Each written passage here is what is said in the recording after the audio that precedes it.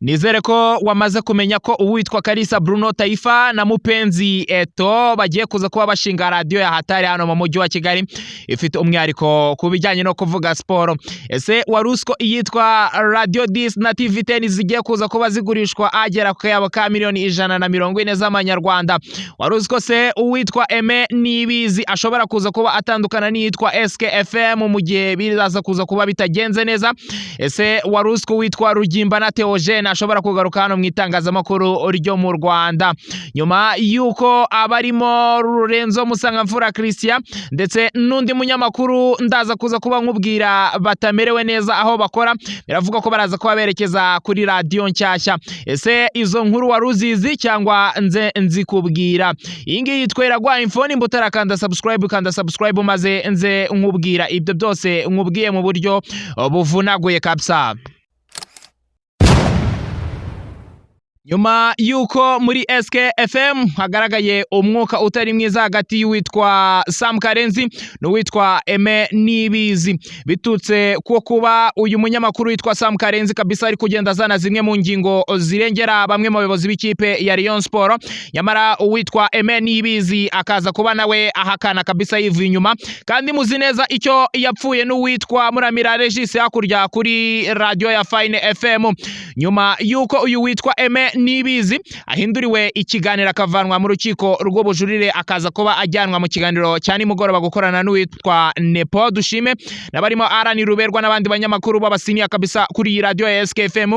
Biravuga ko nyuma y'akavagari k'amafaranga uyu witwa Aime Niyibizi ahembwa, kuko bivuga ko ahembwa arenga miliyoni y'amafaranga y'u Rwanda kabisa. Biravuga ko uyu munyamakuru atishimye habe na gato ashobora kuza gusezera kuri iki kinyamakuru cya SKFM. Kandi indi nkuru ivugwa hano muri SKFM nuko ibijyanye n'amafaranga kabisa bikomeje kuba iyanga kabisa, kuko ngo payroll y'iyi radio nagera kuri miliyoni 7 z'amafaranga y'u Rwanda, kandi ngo kwinjira bikomeje kuba ikibazo. Haravugwamo rero naho ikibazo cy'ubukene kabisa buravuza ubuhuha, nubwo atabitangaza nyiri radio kuko iryo aba ari ibanga ry'akazi n'amakuru y'indani kuri radio ya SKFM. Iyi SKFM rero biravugwa mu gihe yamaze gutandukana n'umwe mu banyamakuru b'abasiniya bayo babita Maurice, nubwo batarabitangaza cyangwa ngo bivugwe ku karubanda, nyamara avuga ko yaje kubitandukana n'uwitwa Maurice akora ikiganiro cyitwa Frontline, akorana n'abandi banyamakuru b'abasiniya kabisa kuri radio ya SKFM. Baravuga ko yaje kuba atandukana ni radio, bikavuga ko iyi radio iraza kuza kuba yinjiza undi munyamakuru hatari kabisa uraza kuba asimbura Maurice ufite inema.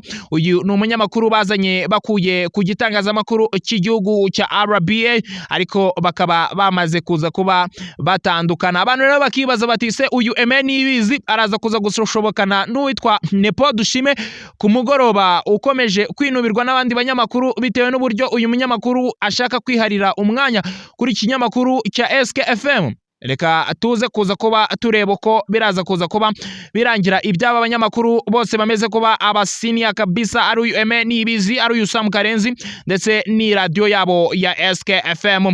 Reka twerekeze ku yindi nkuru karundura kabisa, ni inkuru iri kugenda ivugwa nubwo itaraba kimomo hano mu mujyi wa Kigali. Aravuga ko hagiye kuza kuba hashingwa radio, ni radio iraza kuba ari y'uwitwa Kalisa Bruno Taifa magingo yangayo barizwa mu gihugu cya Amerika, ni ku mugabane wa kurya wa Amerika kabisa.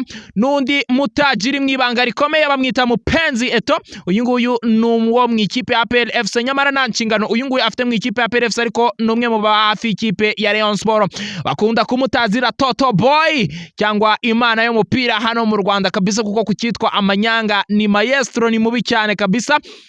Biravuga ko araza kuza kuba afatanya n'uwitwa Kalisa Bruno Taifa bakaza kuba bashinga radio kabisa ifite umwihariko ku biganiro bya sport. Ni nyuma yuko babonye ibyo uwitwa Sam Karenzi yakoze, babonye ibyo uwitwa Jado Castare yakoze, bakavuga bati se why not twe tutaza kuza kuba duterekaho radio. Izina rya radio biravuga ko iraza kuba yitwa TNT FM, bisobanuye Mupenzi Eto, bisobanuye Kalisa Bruno Taifa.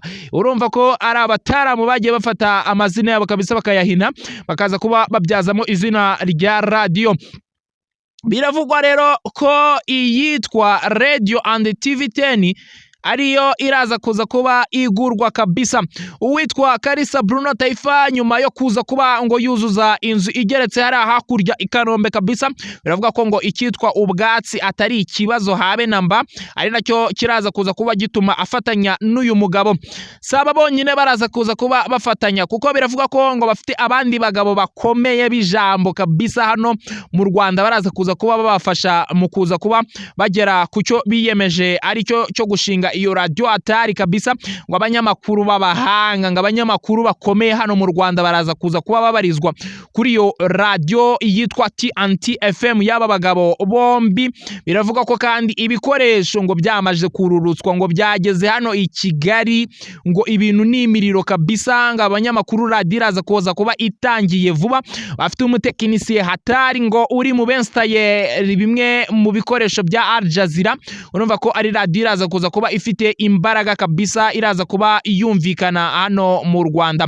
Uti rero bashatse iriye banga, baravuze bati reka turebe imwe muri radio na televiziyo byafatishije hano mu Rwanda, maze tuze kuza kuba duha amafaranga ba nyirabyo baze kuba baduha iyo radio na televiziyo, nk'uko umutaramo witwa Sam Karenzi ngo yabigenje. Uwitwa Sam Karenzi muribuka ko yaguze umurongo yitwa Oxygene, akayita yihindura izina bakayita SK FM.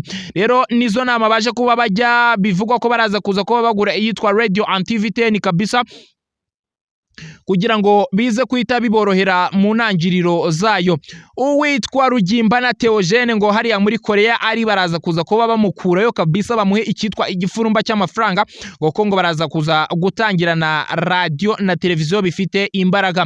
Rugimbana Theogene muramwibuka kabisa, ni umunyamakuru w'umusiniya cyane hano mu Rwanda, wanyuze kuzirimo Radio DC, yanyuze kuzirimo Flash FM, yanyuze kuzirimo Radio and TV1 kabisa, ari naho yavuye yerekeza hakurya muri Korea aho bita Seoul kabisa. Uyu witwa Rugimbana Theogene nawe biravuga ko araza kuza kuba ari mu banyamakuru b'iyi radio ya TNT FM. Ni radio iraza kuba ari nshyashya hano mu mujyi wa Kigali. Si uwa munyamakuru gusa, kuko biravuga ko mu banyamakuru iyi radio na televiziyo iri buhagurukane nk'uko bisanzwe kabisa. Ni inshuti magara y'uwitwa Kalisa Bruno Taifa, urabona ko bunze ubumwe muri iyi minsi, bamwita Muramira Regis. Muramira Regis biravuga ko hakurya kuri Fine FM kabisa ikijyanye n'umushahara, nubwo radio ngo itari mu bihe byiza kabisa, ngo ntago bimeze neza, ari nacyo kimwerekeza kuri radio yitwa TNT FM, ari radio y'uwitwa Mupenzi Eto n'uwitwa Kalisa Bruno Taifa. Uyu Muramira Regis rero biravuga ko mushobora kuza kumubona kuri radio y'aba bataramu kabisa. Muramira Regis wa Fine FM nyuma y'umwuka utari mwiza aje kuba atandukana n'uwitwa Sam Karenzi bitewe ngo n'ubuyobozi bw'ikipe ya Rayon Sport. Bivuga ko witwa Sam Karenzi yamutwaye n'abakire bagiye batandukanye, ari nayo mpamvu ubona ikitwa kwamamaza kuri radio ya Fine FM bisigaye bigoranye cyane. Rero biravuga ko Muramira Regis araza kuza kuba yerekeza kuri TNT FM kuza kuba afatanya n'abandi basiniya b'abataramo bakaze kabisa. Iyi radio iraza kuza kuba imanura. Sabo ngabo gusa, kuko bivugwa ko uwitwa Mucyo Anta Biganiro bamubwiye bati ibyo bintu by'umumanager wagiyemo wabikorana n'itangazamakuru hafi ibyo byihorere rwose, ngwino kuri radio kabisa tuguhe ikitwa igifurumba kandi nibikubangamire, uze kuza kuba ukora n'ibyo bintu byawe by'umumanager nta kibazo na kimwe biteje. Uwitwa Ngabo Robeni nawe ngo ari mu bantu baganirijwe kabisa, ngo araza kuza kuba yerekeza kuri radio yitwa TNT FM. Abanyamakuru benshi, abanyamakuru baba bakorera ku mbuga nkoranyambaga, aba bakorera ku maradiyo agiye azwi, ngo abo bose ngo n'abanyamakuru ngo bari kugenda baganirizwa ngo ko radio ngo iraza kuza kuba itangirana imbaraga zikomeye kabisa, ngo iraza kuba itangirana imbaraga zatari. Byumvikana neza ko muraza kuza kuba muyumva mwese kandi cyane, kuko ndabizi neza abanyamakuru ni bamwe mu banyamakuru mukomboye cyane. Ese ubu nanjye bagira gutyo bakantwara kabisa bakanjyana kuri iyi radio yitwa TNT FM, mwabyitwaramo muteka ibintu byaza kuza kuba bikomeye. Iyi bayitera gwa info nago nayisiga, najya ngenda nyikoresha kabisa gake cyane, nubwo naba nkorera kuri TNT FM nkorana n'abasiniya kuko nanjye majije kuba umusiniya 5/5. Reka twongere guhuza mu biganiro byanjye by'ubutaha kabisa. Nizere ko mukomeje kugubwa neza hano kuri Iragwa Info. Nizere ko mwamaze gukanda subscribe kandi tuzajya tubana bya buri munsi. Reka dusubire ubutaha. Mwakoze cyane kubana nanjye muri iki gihe kirenga iminota 10. Ndaza kugaruka mbakubita izindi update kabisa. Murabizi ko ari ibintu byanjye. Ciao ciao.